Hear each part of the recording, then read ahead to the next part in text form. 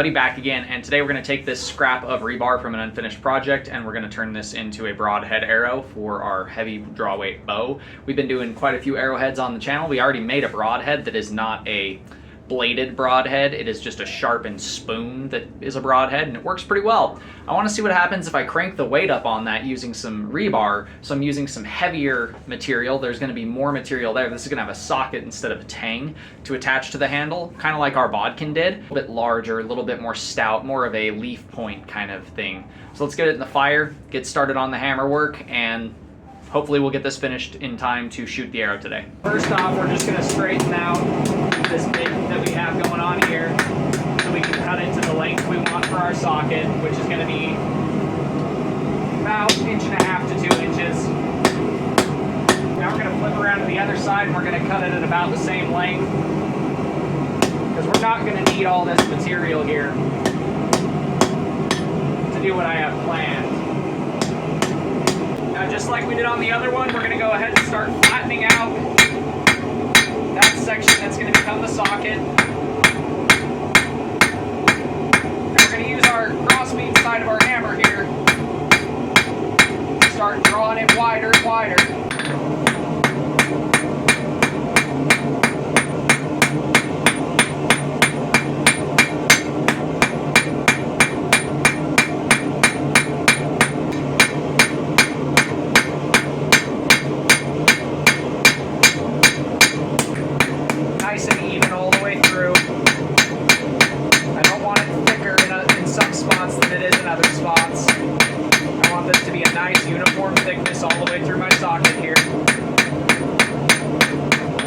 Like that. So we got our nice thin walls stretched out, nice paper thin metal there.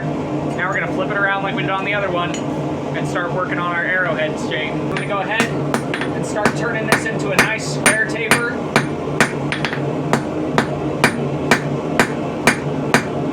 If you've ever made leaves, it's the same basic principle.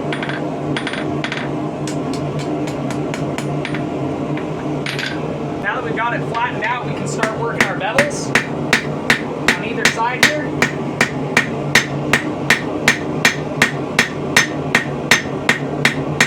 Now we're just going to work that other side bevel.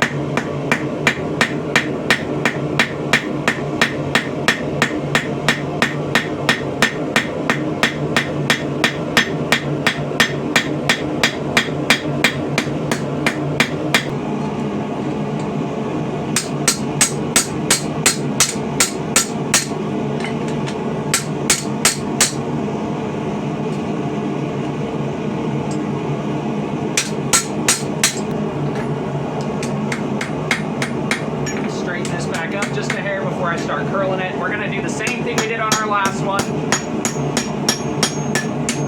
Just going to come over to this rounding side of our swage here and start rounding up the socket.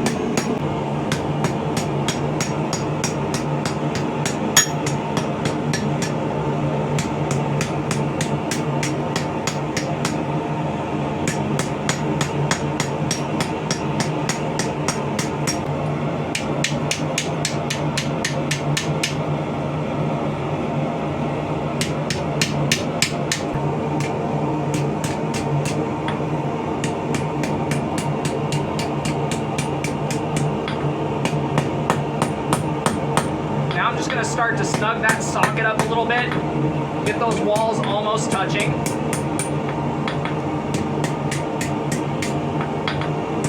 Just like that. There we go. And then we can start to form fit the socket nice and tight around that piece of bar there.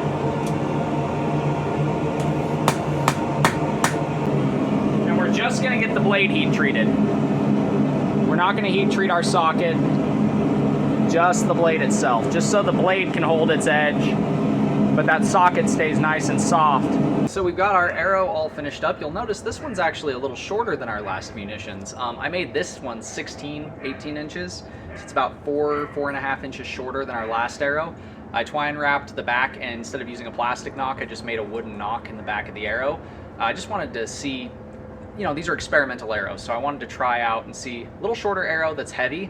Does that perform as well as a lighter, longer arrow that's, you know, about half the weight or somewhere in there? Because this is a heavy, heavy head. It's a double-edged leaf point arrow.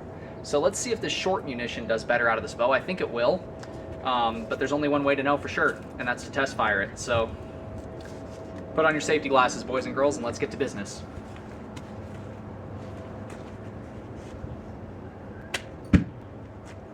Flies pretty good. So it looks like on a soft target it buries pretty deep, about halfway past that socket. This is going about the same distance in as our bodkin. So now that we know the arrow flies, we'll step back to 25 yards and try and peg a target. As you can see, it's punching right through the top of that target. That's a lot of force for such a little thing. That's stuck into the hardwood backer on the side there. Wow. Made it about an inch into that 1.5 inch piece of hardwood. That was not what I was expecting. Let's give you that 25-yard long shot that we always do.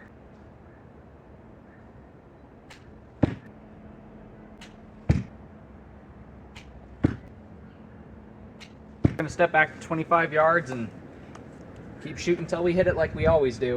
We've got another nut jar here with a nice thick piece of leather on the front to simulate a hard animal hide. I'm actually getting better at this. Not shooting way over here when I'm aiming right there.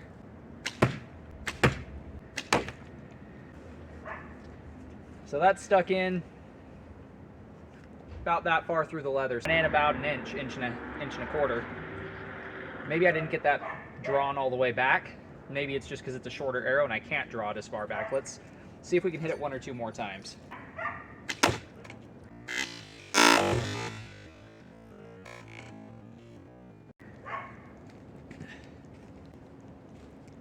Dang!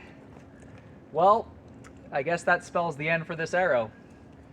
I can replace the head onto a new shaft, but this shaft just snapped on impact. Guess this shaft just wasn't good enough for what I was intending. But it did puncture through without that leather in the way. That's pretty wild. Came about an inch out the back. There we go. Either way, that would not be a nice thing to have it get stuck in you. That would hurt pretty bad.